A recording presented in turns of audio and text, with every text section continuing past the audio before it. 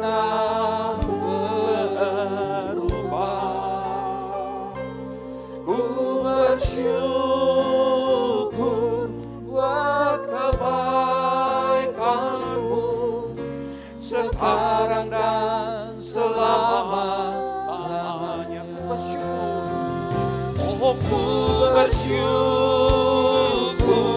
buat kasih-Mu yang tak pernah berubah. Ku bersyukur buat kebaikan-Mu sekarang dan selama-lamanya. Saudaraku, dalam keadaan yang sangat tertekan sekalipun, belajar untuk bersyukur. Ada waktunya selama 40 tahun Israel dituntun keluar dari padang gurun. Dari tanah Mesir terus masuk ke padang gurun. Tekanan demi tekanan mereka hadapi. Alkitab berkata begini, Keluaran 14 ayat yang ke-8. Demikianlah Tuhan mengeraskan hati Firaun Raja Mesir itu sehingga ia mengejar orang Israel. Tetapi orang Israel berjalan terus dipimpin oleh tangan yang dinaikkan. 40 tahun Israel bisa berhasil keluar dari tanah perbudakan. Hanya dipimpin dengan yadah, dengan tangan yang diangkat, dengan bersyukur kepada Tuhan. Ku bersyukur buat kasih-Mu yang tak pernah berubah. Ku bersyukur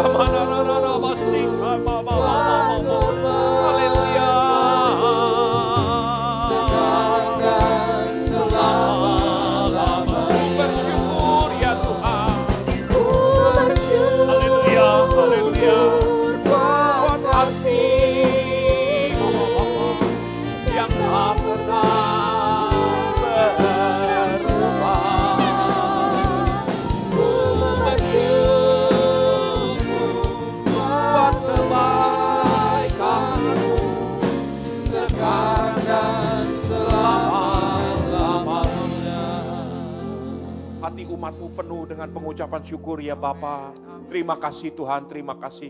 Tuhan, kami mau bersyukur lebih lagi Tuhan Yesus, karena Engkau baik. Apapun yang kami hadapi di depan sana Tuhan Yesus, tetapi kami mau terus berjalan dengan tangan yang bersyukur kepadamu, dengan tangan yang dinaikkan kepadamu Tuhan. Terima kasih Bapa, terima kasih Tuhan. Hamba berdoa, tuntun gerejamu, tuntun umat-Mu Tuhan, supaya semua berjalan dalam rencana-Mu Tuhan Yesus. Tuhan, Engkau jamah mereka. Tuhan, temui setiap pribadi hari ini di rumah masing-masing, dimanapun mereka berada. Engkau temui secara pribadi. Berikan hamba-Mu bahasa yang sederhana. Mampukan hamba-Mu menyampaikan isi hati-Mu ya Tuhan. Biar hamba kembalikan segala pujian, hormat, ucapan syukur dan kemuliaan bagi nama-Mu. Dan jangan biarkan hamba-Mu mencuri kemuliaan-Mu Tuhan. Karena Engkau sendiri yang layak dipuji dan dipermuliakan. Engkaulah yang pemilik firman itu. Karena firman itu adalah Engkau sendiri Tuhan. Terima kasih Bapa. Dalam nama Tuhan Yesus Kristus.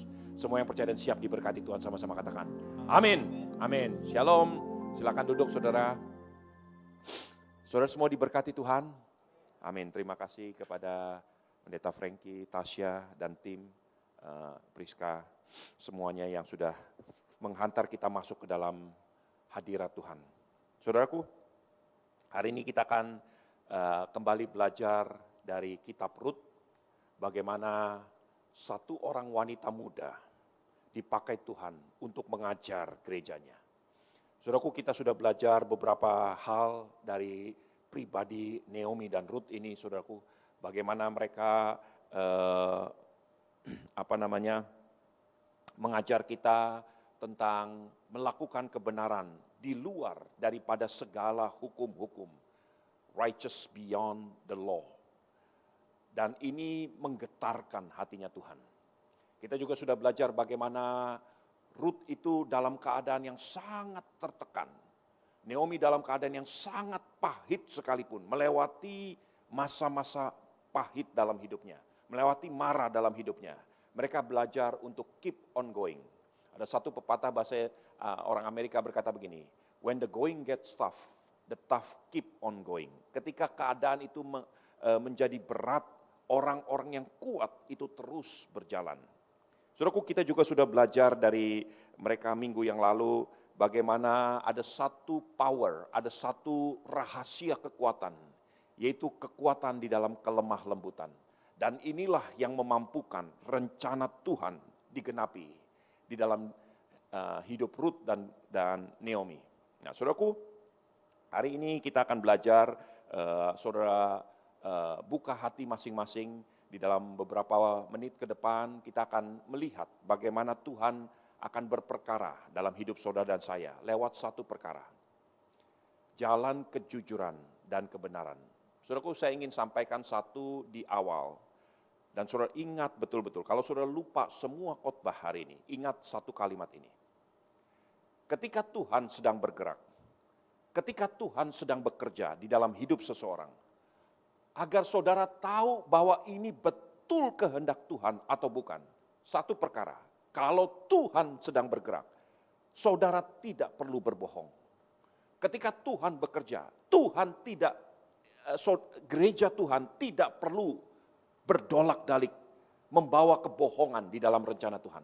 Karena Tuhan akan bekerja, justru ketika anak-anak Tuhan, gereja Tuhan, berani berjalan di dalam kejujuran, apapun itu bentuknya.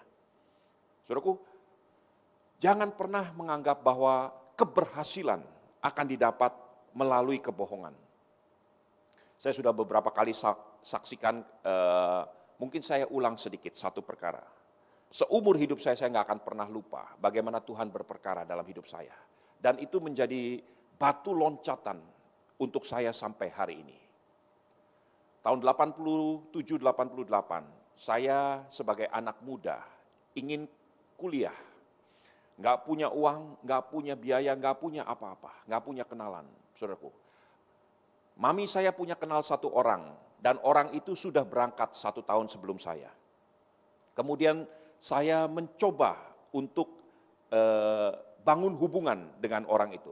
Saya tanya-tanya, dia berikan saya satu alamat tentang sekolah di mana dia akan pergi. Saudaraku, saya pikir nggak ada salahnya saya coba untuk tanya-tanya biaya dari sekolah itu. Saya tanya-tanya untuk bagaimana saya bisa masuk ke sekolah itu. Saudaraku, saya tulis surat. Ternyata setelah ujung-ujungnya saya baru tahu, surat saya itu diputar-putar. Karena suratnya itu nggak jelas alamatnya, cuma nama sekolahan dengan dengan alamatnya. Dan sekolah itu begitu luas, ada hampir 60.000 mahasiswanya. Jadi nggak tahu ini ke departemen mana, ke bagian mana. Jadi diputar-putar, saudaraku. Tetapi dalam proses perputaran ini, justru Tuhan bekerja. Karena sudah beberapa kali diputar-putar, akhirnya sampai ke satu meja, yaitu meja satu organisasi untuk international student, dan mereka sedang mencari satu mahasiswa dari Asia. Dan itu hanya sekitar beberapa bulan sebelum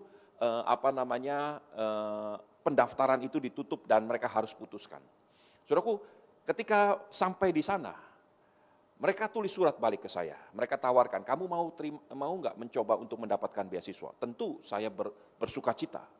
Saya berkatakan, saya mau. Kemudian singkat cerita, akhirnya saya terpilih, saudaraku. Setelah saya terpilih untuk mendapatkan beasiswa itu, ada satu kesempatan sebelum sekolah dimulai, direktur daripada Rotary Club yang memberikan beasiswa itu mengajak saya untuk minum kopi. Dan dia bicara, Stephen, namanya Dr. Greenlee Curran. Dr. Greenlee Curran berkata begini, Stephen, saya mau tanya sama kamu. Saya nggak tahu kamu tahu apa nggak cerita ini. Pada waktu hari-hari terakhir, aplikasi kamu diputar-putar, akhirnya sampai ke meja saya. Saya sedang mencari satu mahasiswa dari Asia.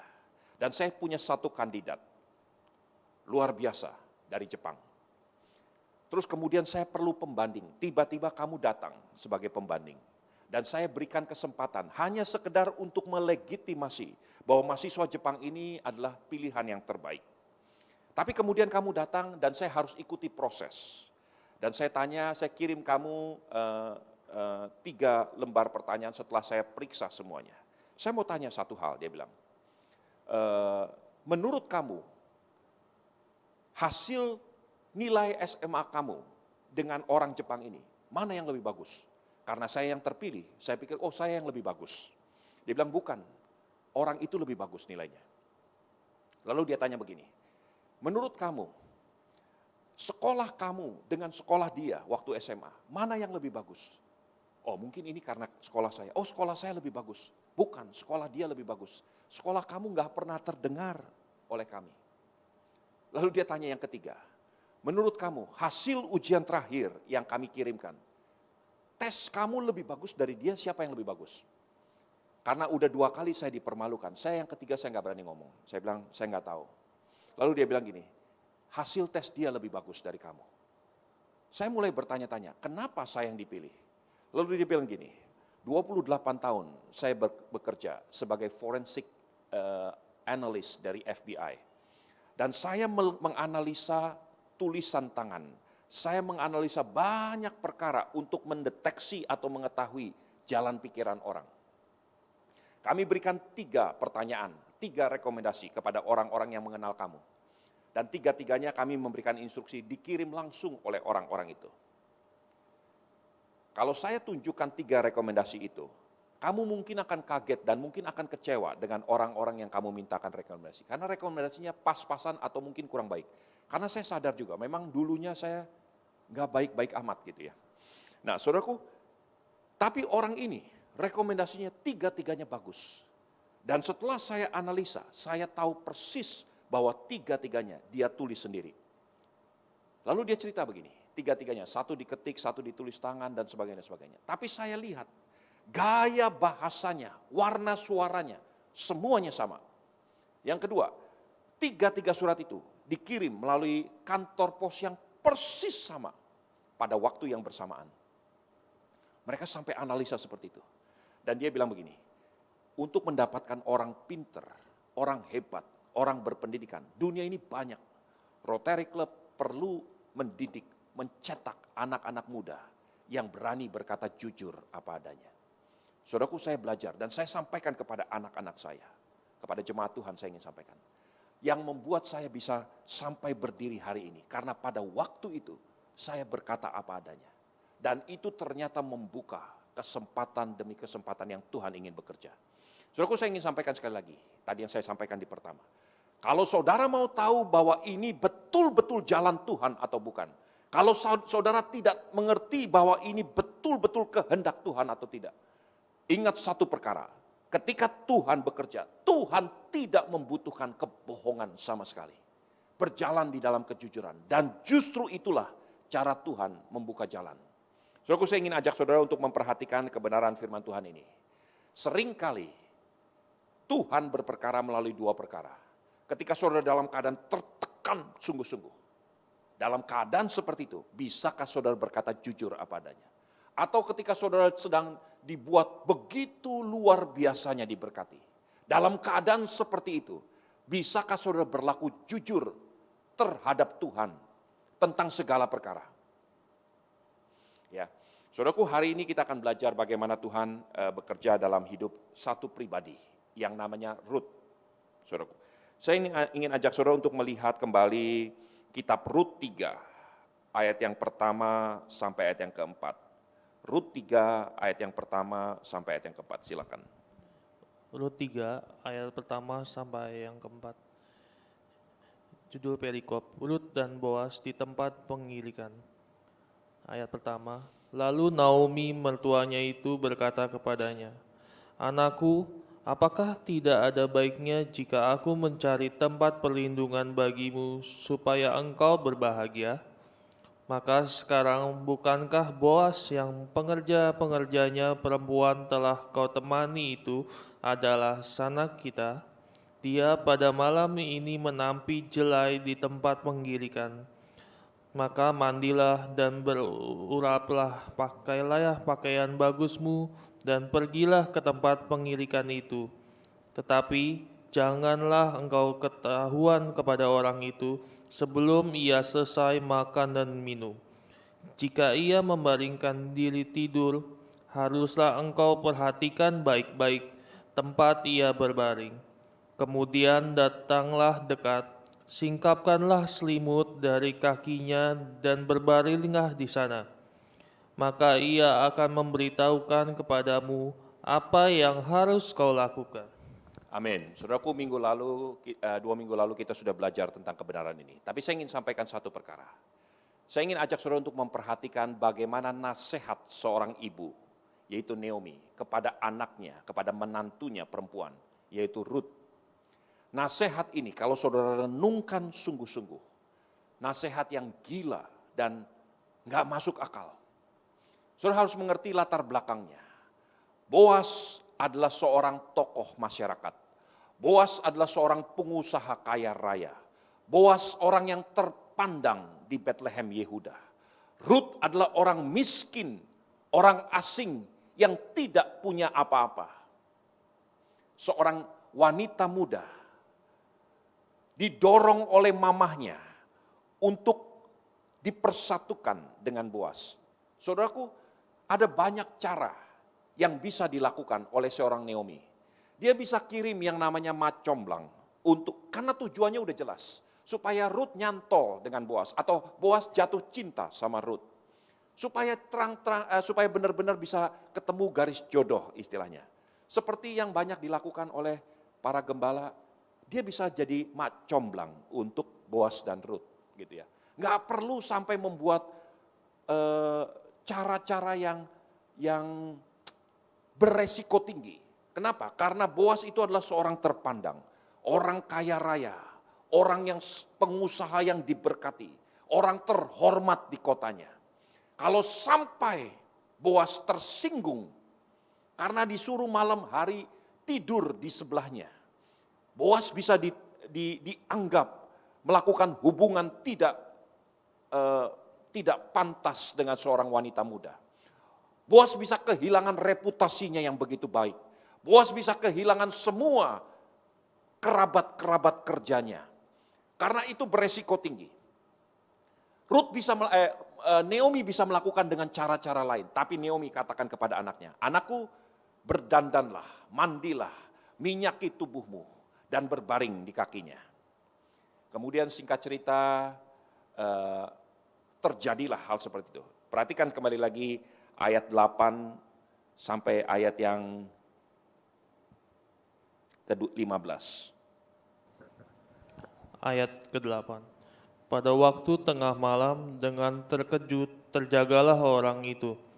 Lalu meraba-raba ke sekelilingnya dan ternyata ada seorang perempuan berbaring di sebelah kakinya. Bertanyalah ia, siapakah engkau ini?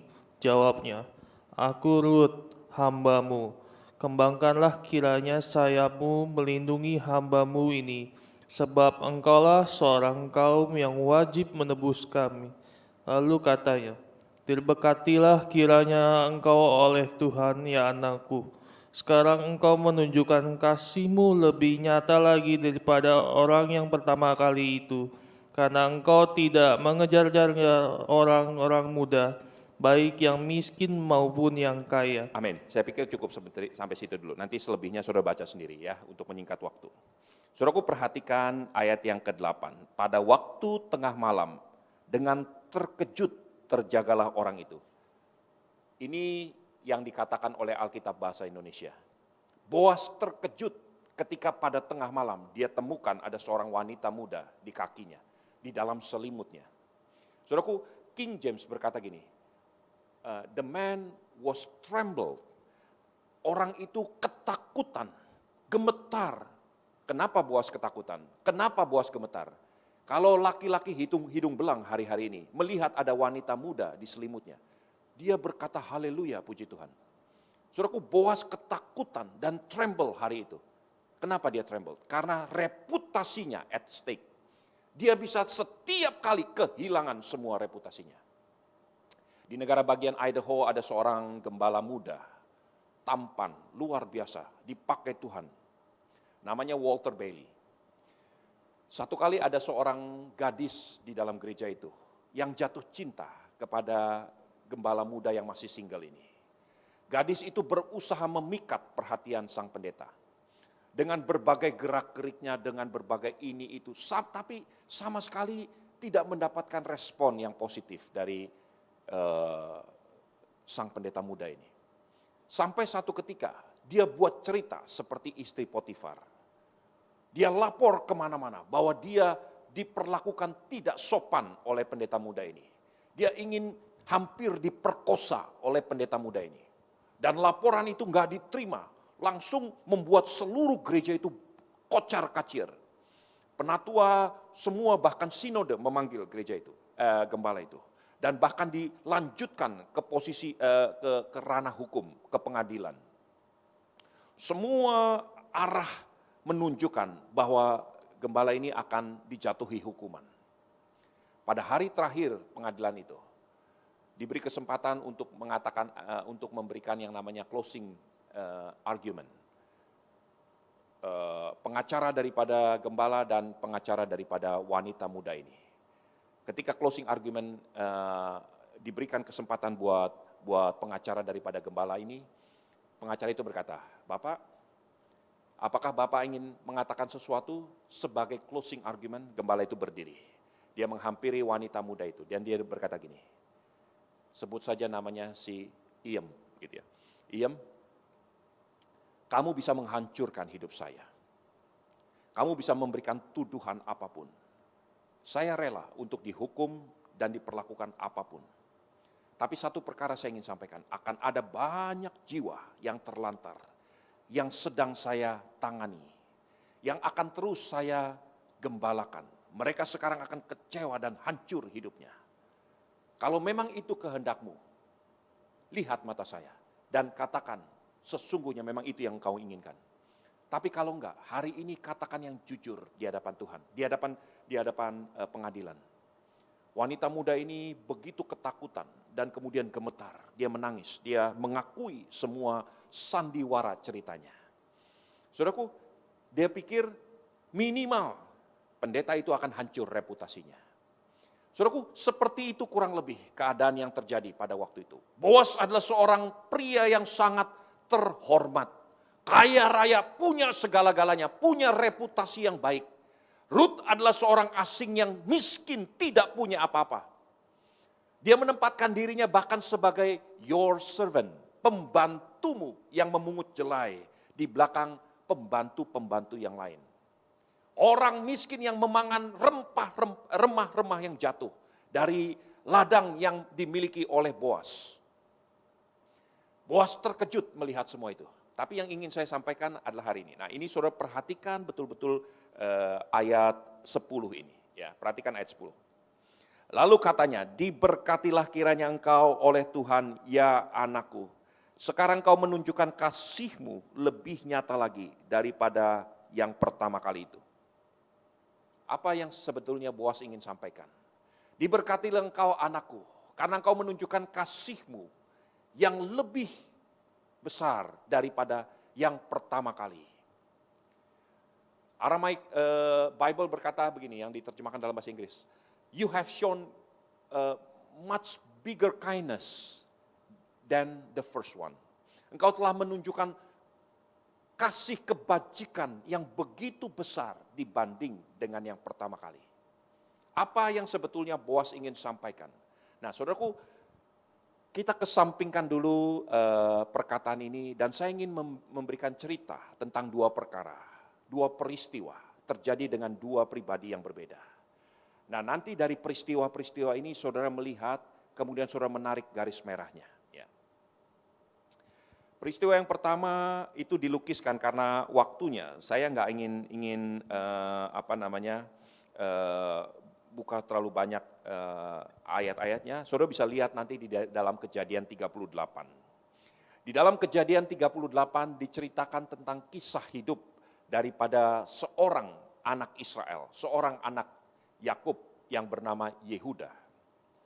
Yehuda adalah pewaris daripada Abrahamic Covenant. Sumpah setia antara Tuhan dengan Abraham itu mengalir kepada Ishak. Ishak mengalir kepada Yakub atau Israel. Israel punya 12 anak laki-laki. Sekalipun Israel atau Yakub itu mengasihi Yusuf dan Benjamin. Tetapi perjanjian itu mengalir kepada darah Yehuda, Judah. Dan dia mengalir sedemikian rupa. Kemudian terjadilah sesuatu. Yehuda punya 3 orang anak, namanya Er, Onan, dan Shelah. Yehuda mengambil anaknya yang pertama yang besar, Er, dan dinikahkan kepada seorang gadis, namanya Tamar. Setelah menikah dengan Tamar, ternyata Alkitab mengatakan bahwa Er berbuat jahat di hadapan Tuhan. Tuhan bunuh Er. Setelah Er mati, Yehuda mengambil anak yang kedua. Ya, ini adalah salah satu kebudayaan yang terjadi di zaman itu. Diambil anak yang kedua yang bernama Onan, diberikan kepada Tamar untuk menjadi suaminya, menjadi istrinya. Dan kemudian terjadi hal yang sama. Onan berbuat jahat di hadapan Tuhan dan Tuhan bunuh Onan. Sekarang Tamar sudah 2 kali menjadi janda dari 2 anak Yehuda.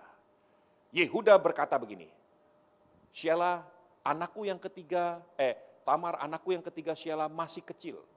Katakanlah mungkin Shelah berumur belasan tahun pada waktu itu. Tamar sudah 20-an tahun gitu ya. Kamu tunggu nanti sampai anakku menjadi besar dan engkau akan kuberikan kepada Shelah sebagai istrinya. Tetapi di dalam benak hati Yehuda, Yehuda ingin membatalkan. Karena Yehuda berpikir, Tamar ini witchcraft. Tamar ini tukang sihir. Anak saya 2 dikawinkan dengan Tamar dan dua-duanya mati. Ini pasti penuh dengan roh jahat ini si Tamar. Itu pikiran Yehuda. Dan karena Yehuda berpikir begitu, Yehuda ingin mengalihkan Tamar untuk menikah dengan Shelah. Dan ditunggu oleh Tamar, ditunggu sekian waktu. Minimal mungkin kalau dianggap pada waktu itu. Mungkin sampai 10 tahun ditunggu. Tapi Tamar masih menjadi seorang gadis yang masih bisa berproduksi. Saudaraku, saya berpikir kenapa Tamar harus menunggu anak Yehuda? Statusnya sudah menjadi janda 2 kali. Tamar bisa terputus dan bisa menikah dengan pria lain siapapun.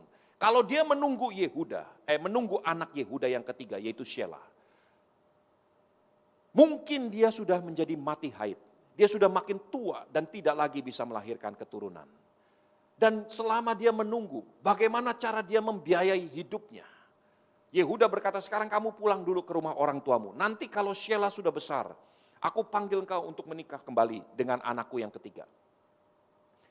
Tamar menunggu dengan setia perjanjian yang dikatakan oleh Yehuda. Saya renungkan, kenapa Tamar lakukan seperti itu? Hanya ada satu kemungkinan. Karena Tamar tahu persis siapa Yehuda. Tamar tahu persis mendengar kesaksian demi kesaksian yang tiap-tiap hari dibicarakan di meja makan. Bahwa Yehuda adalah orang yang dipilih Tuhan.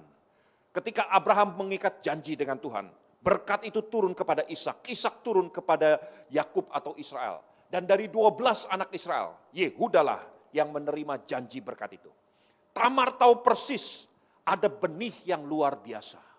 Benih Abrahamic Covenant yang dikandung oleh Yehuda. Sekarang 2 anak Yehuda sudah mati. Pasti benih itu ada pada Shelah.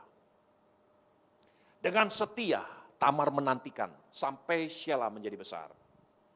Saudara tahu apa yang terjadi? Shelah sudah besar. Yehuda berubah pikiran. Shelah tidak dikawinkan dengan Tamar. Kemudian Tamar mengambil jalan pintas. Dia mendengar bahwa Yehuda sedang berjalan menuju ke kotanya. Dan ketika dia mau berjalan menuju kotanya, Tamar menyamar sebagai perempuan sundal. Dia duduk di pinggir jalan seperti perempuan sundal. Dan Yehuda melihat, kemudian Yehuda berkata gini, karena dia menutup mukanya, kerudungnya, dan dia berkata, mari ikut aku mau menghampiri engkau, aku mau tidur dengan engkau. Tamar ikut dengan Yehuda. Dan Tamar katakan, mana bayarannya? Aku akan kirim bayarannya 1 anak kambing nanti. Gitu ya. Tamar bilang, oke, sekarang berikan aku jaminan. Apa jaminan yang kau minta? Aku minta jaminan tongkatmu, meteraimu, dan ada satu lagi jaminan yang dipakai untuk berdoa oleh orang-orang Yahudi pada waktu. 3 jaminan ini dipegang oleh Tamar. Kemudian singkat cerita Tamar mengandung. Ketika Tamar mengandung, kabar itu disampaikan sampai kepada Yehuda. Dan Yehuda marah. Cari tahu, kenapa sampai dia bisa mengandung? Dia sudah berlaku tidak benar.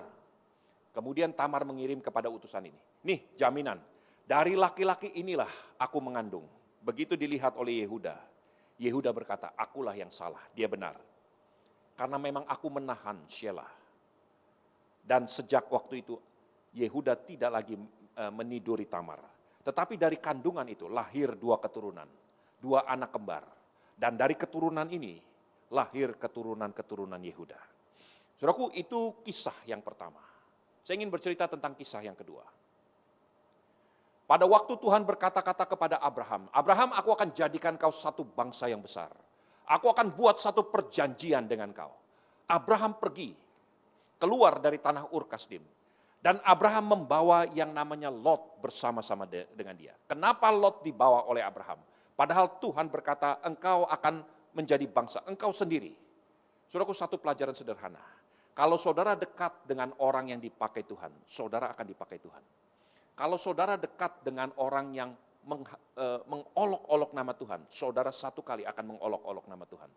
Perhatikan dengan siapa engkau berjalan. Perhatikan siapa sahabat-sahabatmu. Saudaraku, Lot sekalipun kita tahu, sebagian besar anak-anak Tuhan mendengar nama Lot, kita memulai berpikir Lot itu dengan hal-hal yang negatif. Lot pergi bersama-sama dengan Abraham, dan Lot sadar, setelah dia pergi berjalan terus bersama dengan paman Abraham. Alkitab mencatat begini, Abraham semakin diberkati, sampai keduanya, Abraham dan Lot, punya kambing, domba, lembu, sapi, terlalu banyak untuk satu negeri. Saudara bisa bayangkan, hari ini, bahkan penghasil kambing, domba, lembu, sapi, gak pernah bisa mengklaim bahwa dia mempunyai terlalu banyak untuk satu negeri. Pada waktu itu, kambing, domba, lembu, sapi daripada Abraham dan Lot, itu terlalu banyak jumlahnya.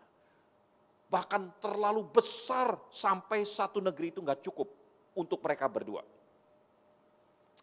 Saudaraku, kisah ini kalau saudara lihat, saudara bisa lihat di dalam Kejadian 18 dan sebelumnya. Kemudian singkat cerita, Abraham berkata, Lot, daripada kita berantem, kamu pilih. Kamu ke kanan, aku ke kiri, kamu ke selatan, aku ke timur, dan sebagainya.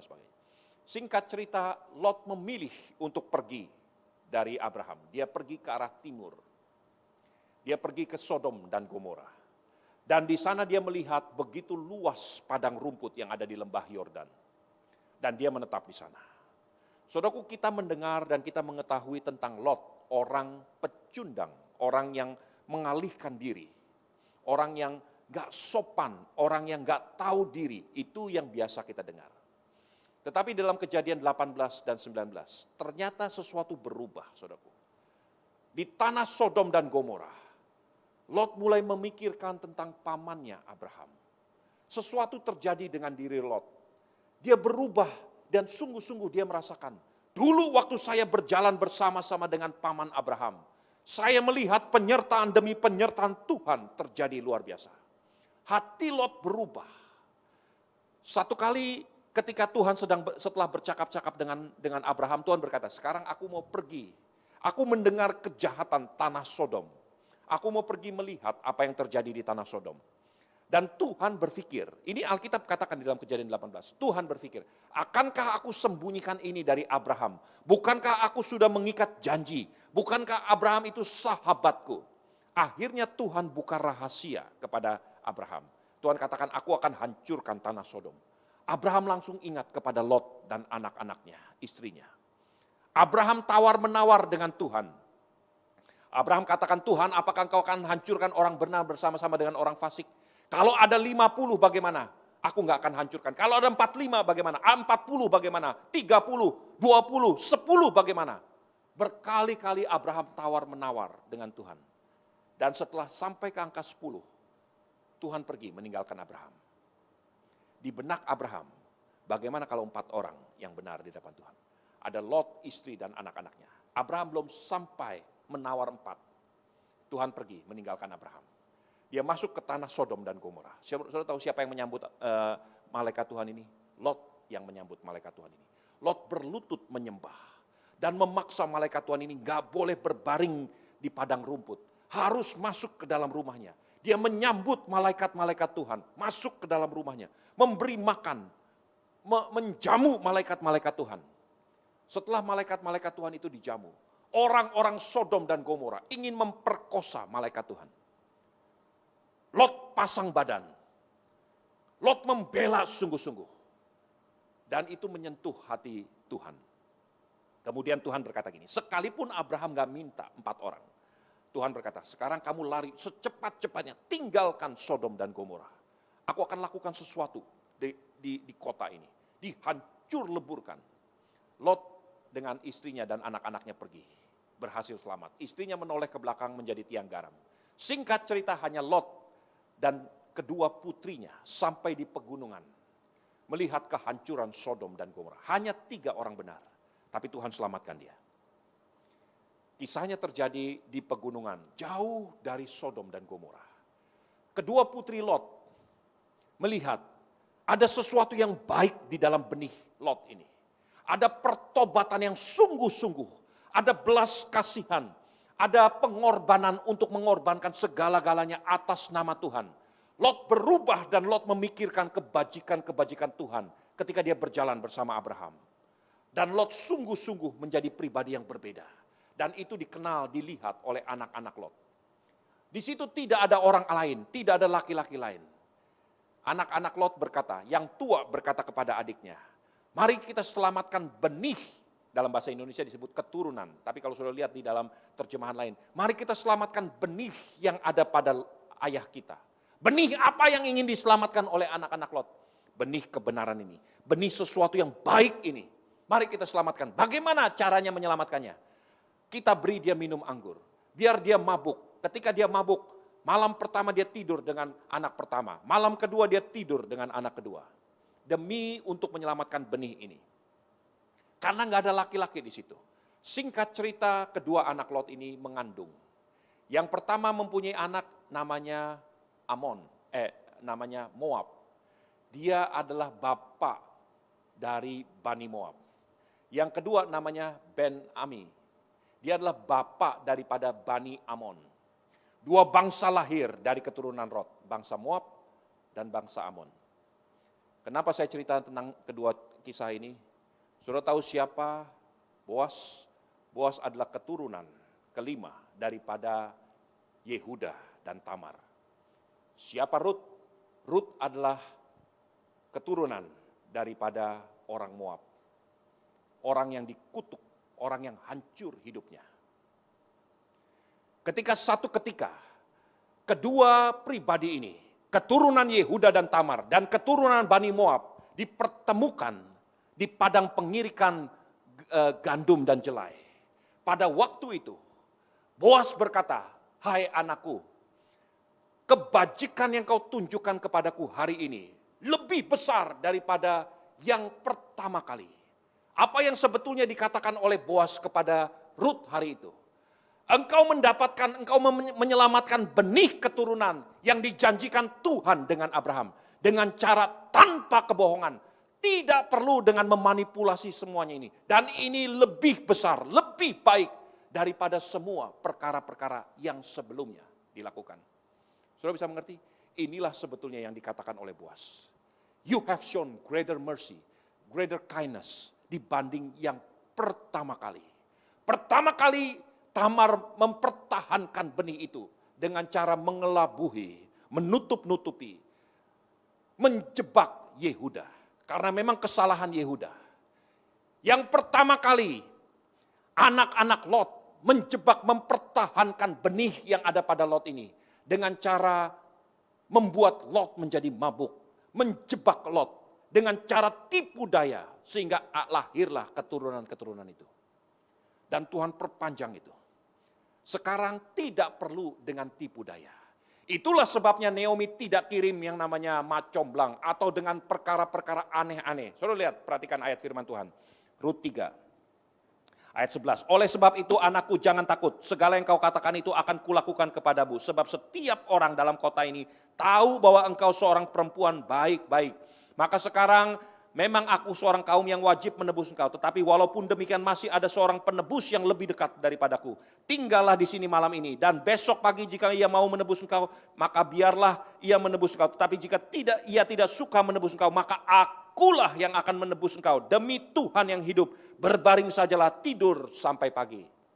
Saat itu karena kejujuran, karena keterbukaan daripada Rut, karena nasihat yang dia terima dari Naomi, Boas berkata, kamu tenang saja. Kebajikan, kindness yang kau tunjukkan kepadaku hari ini lebih besar daripada yang pertama kali. Engkau menghadapi tekanan, engkau menghadapi pergumulan ini dengan jujur apa adanya. Singkapkanlah selimutmu, tebarkanlah pengaruhmu, selamatkanlah aku, kata Rut. Ya, di sini ayat yang ke-10. Lalu katanya, diberkatilah engkau. Ayat yang ke-9, bertanya Leah, siapakah engkau? Jawabnya, aku Rut hambamu, kembangkanlah kiranya sayapmu, lindungi hambamu ini, sebab engkaulah kaum yang wajib menebus kami. Rut tidak pakai tedeng aling-aling. Rut melakukan sesuatu yang tidak lazim. Seorang perempuan minta untuk dikawini oleh seorang pria. Seorang perempuan melamar seorang pria. Tebarkanlah pengaruhmu, kembangkanlah selimutmu, lindungi aku, supaya aku tidak terus dalam aib seperti ini. Karena engkau yang wajib melindungi aku. Saudaraku, saya ingin sampaikan satu kebenaran ini. Learn to be honest. Belajar untuk menjadi jujur apa adanya di hadapan Tuhan. Terkadang sebagai hamba Tuhan sekalipun, saya ingin berdoa, saya nggak tahu bagaimana cara berdoanya. Cukup berkata sejujur-jujurnya di hadapan Tuhan. Nggak perlu dengan kata-kata yang manis, dengan ke kanan, ke kiri dan sebagainya. Katakan apa aja, Tuhan aku lemah. Tuhan aku nggak kuat, Tuhan Yesus. Tuhan aku gagal. Help me. Dengan perkara yang sangat sederhana, saudara akan membuka tabir-tabir kemuliaan Tuhan untuk berperkara dalam hidupmu. Dan Tuhan justru berkata, kebajikan, kasih setia, kindness yang kau tunjukkan ini lebih besar daripada yang sebelum-sebelumnya. Dalam perkara-perkara kebenaran seperti ini, dalam keadaan tertekan, untuk bisa bertahan, belajar satu perkara. Learn to be honest. Berkata dengan jujur apa adanya. Gak perlu diselubung-selubungi. Gak perlu dibalut dengan kanan kiri dan sebagainya. Berkata apa adanya. Dan kau akan melihat. Justru melalui seperti itulah hati Tuhan akan tergerak. Saudaraku, ada seorang janda yang Tuhan sampaikan dalam satu ilustrasinya. Dia datang kepada hakim yang lalim. Dia gedor, terus dia gedor. Dia nggak minta hal-hal yang lain. Dia katakan, bela aku, bela perkaraku. Saudaraku, kapan terakhir kali saudara berkata kepada Tuhan, ya Tuhan bela aku, tolong aku. Gak perlu dengan perkataan, aku layak Tuhan, aku begini, aku begitu dan sebagainya. Just get to the point. Katakan kepada Tuhan apa adanya. Be honest. Terbuka seterbuka-terbukanya. Dan kau akan sedang menggerakkan, merobek tabir yang menghalang-halangi rencana Tuhan untuk bekerja. Saudaraku, gak perlu sampai membuat Lot mabuk. Gak perlu sampai berdandan seperti wanita pelacur. Sampai terus terjadi berkali-kali diperpanjang keturunan-keturunan itu. Rut langsung katakan to the point. Dan dari rahim Lut lahir seorang anak bernama Obed. Obed melahirkan anak bernama Isai. Isai melahirkan seorang anak bernama Raja Daud. Saudaraku, hari ini pesan Tuhan sangat sederhana. Jujur apa adanya, terbuka. Dan itu greater kindness, itu adalah kebajikan yang lebih besar daripada segala macam tipu daya, segala macam dolak-dalik dan sebagainya. Tuhan hanya bekerja melalui cara ini. Kalau saudara nggak tahu apakah yang saya sedang kerjakan ini ada dalam rencana Tuhan atau enggak, ingat satu perkara. Kalau Tuhan sedang bekerja, kalau Tuhan sedang berperkara, saya nggak perlu berbohong, saya nggak perlu berdolak-dalik, saya nggak perlu membuat cerita yang kanan kiri. Berkata apa adanya. Kalau memang betul-betul ini adalah rencana Tuhan, kalau memang ini betul-betul jalan Tuhan, saya nggak perlu dengan dipolas-poles seperti ini. Saya berkata apa adanya dan Tuhan bisa bekerja. Amin, saudara.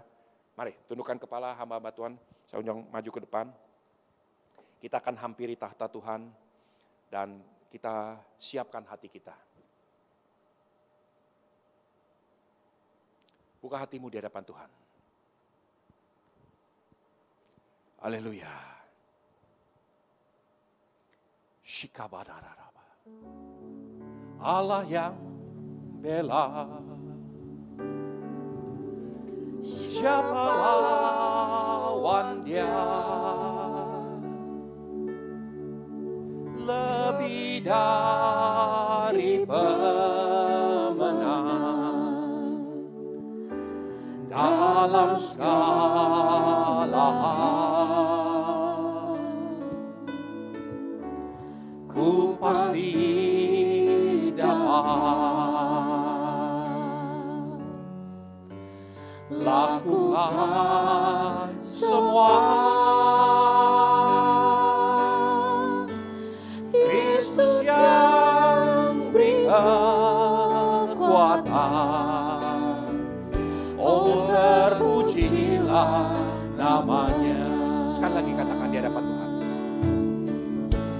Allah yang Saudara yang ada di rumah masing-masing atau di tempat ini, hari ini saudara yang sedang mengalami beban berat, pergumulan, sepertinya terlalu besar untuk dipikul.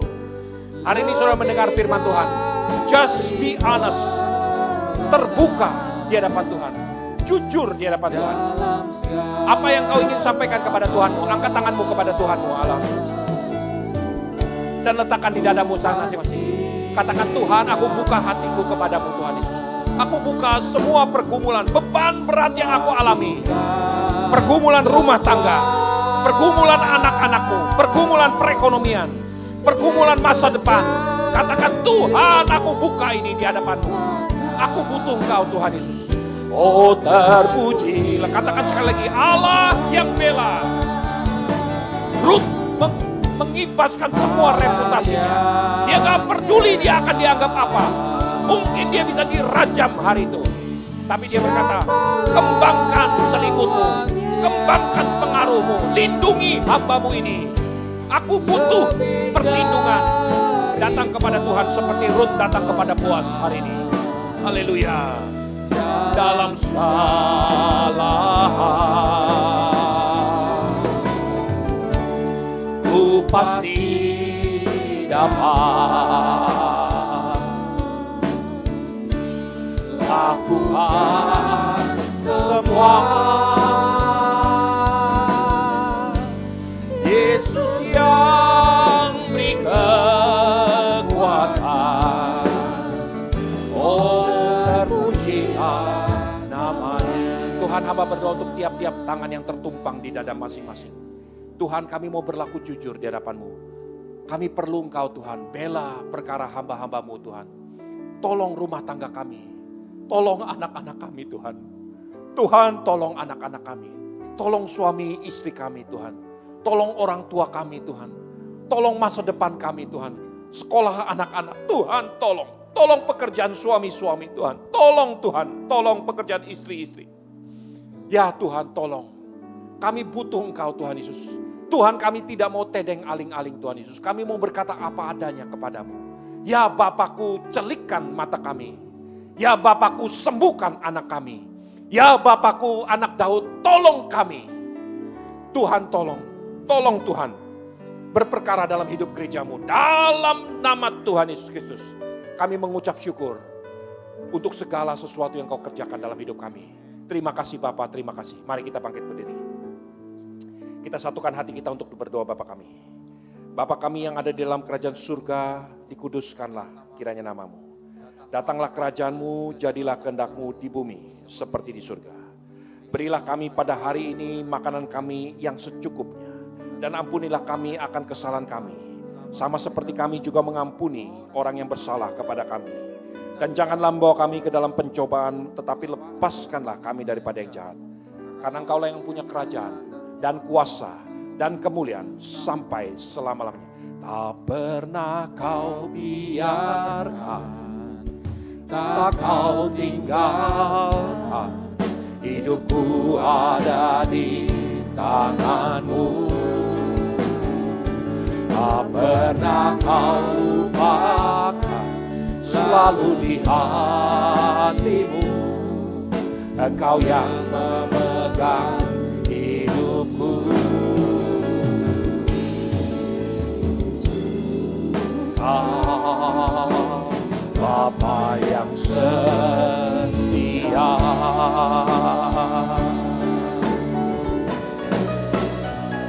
Tak pernah kau biar. Ini perkataan Tuhan bagimu saudara. Tuhan tidak akan tinggalkan kau. Tuhan tidak akan biarkan kau. Engkau mungkin merasa berjalan di tanah-tanah yang gersang, tanah yang berbatu-batu. Tetapi Bapamu akan menuntun kau. Seperti Boas berkata kepada Rut, tenang saja anakku, tenang, tidurlah. Engkau akan melihat aku akan berperkara dalam hidupmu. Biar Tuhan berperkara dalam hidupmu. Mulai hari ini sampai selama-lamanya. Haleluya Tuhan. Haleluya. Terima kasih Tuhan. Terima kasih. Sekarang gereja Tuhan, angkatlah kedua tanganmu. Dengarkan kembali perkataan firman Tuhan yang disampaikan oleh Boas kepada Rut. Diberkatilah kiranya engkau oleh Tuhan, ya anakku. Sekarang kau telah menunjukkan kasih-Mu lebih nyata lagi daripada yang pertama kali. Oleh karena engkau tidak mengejar orang-orang muda, baik yang miskin maupun yang kaya. Oleh sebab itu anakku, janganlah takut. Segala yang kau katakan itu akan kulakukan kepadamu. Sebab setiap orang dalam kota ini tahu bahwa engkau mempunyai reputasi sebagai wanita baik-baik. Mulai sekarang memang aku seorang kaum yang wajib menebus engkau, tetapi ada yang lebih. Dengan demikian masih ada penebus dengan yang lebih daripadaku. Tinggallah di sini malam ini. Besok pagi ia akan menebus. Jika ia tidak mau menebus kau, baik biarlah ia menebus kau. Tetapi jika ia tidak suka menebus kau, maka akulah yang akan menebus kau. Demikianlah Tuhan yang hidup, berbaring sajalah, tidur sampai pagi. Saudaraku, tenang mulai hari ini. Dalam banyak perkara, tenanglah. Karena Tuhan Allahmu berjanji, Dia akan menebus kau. Dia akan menuntun kau. Sampai kepada kemuliaan Tuhan dinyatakan dalam hidupmu. Sekarang gereja Tuhan, angkatlah kedua tanganmu. Terimalah berkat-berkat terbaik daripada Allah Bapa, Allah Putra, Allah Roh Kudus. Belas kasihan dan penyertaan Tuhan kita Yesus Kristus ada padamu mulai hari ini sampai selama-lamanya. Di dalam nama Tuhan Yesus Kristus, semua yang percaya dan sudah diberkati sama-sama katakan amin. Terima kasih Yesusku, terima kasih Yesusku, puji syukur hanya bagi Tuhanku. Terima kasih Yesusku, terima kasih Yesusku, puji syukur hanya bagi Tuhanku. Puji syukur hanya bagi Tuhanku. Puji syukur hanya bagi Tuhanku.